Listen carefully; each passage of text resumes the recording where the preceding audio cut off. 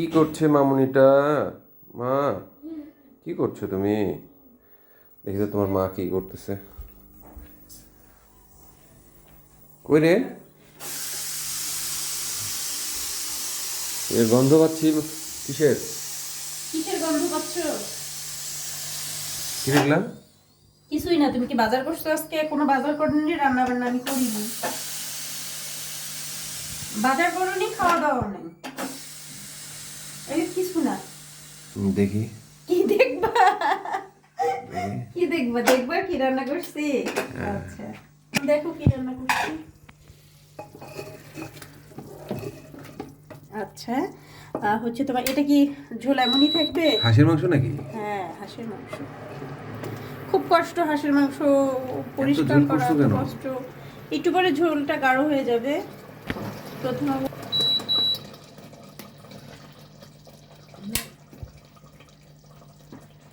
ধীরে নিয়ে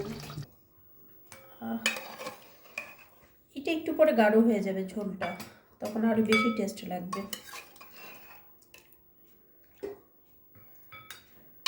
হাঁসের মাংস শুধু হাড্ডি, সব হাড্ডি। দেশি হাঁস হলে তো কোনো কথাই নেই, সব হাড্ডি পাওয়া যাবে।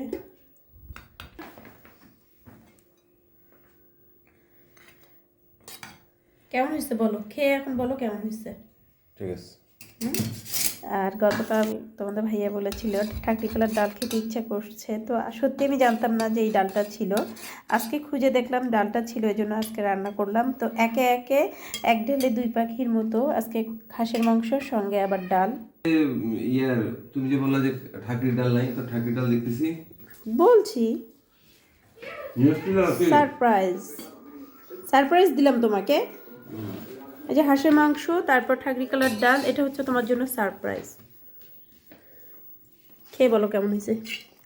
একটু তুলে দিই, হ্যাঁ। এটা না রুটি দিয়ে খেতে আরো বেশি ভালো লাগে, আর যদি ধানের রুটি হয়। আমিও খেতে বসবো এখন, রান্না করার পর আর তর্স হয় না যে খাবো না। বসো মা। এটা তুমি খাবে?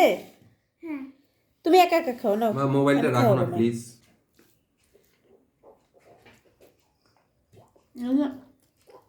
পানি নিছি, কারণ আমরা মেয়েরা যারা তারা তো যে পা খাবো, হাড্ডি খাবো, গিলা খাবো, গলা খাবো। এই যে তোমার গিলা না,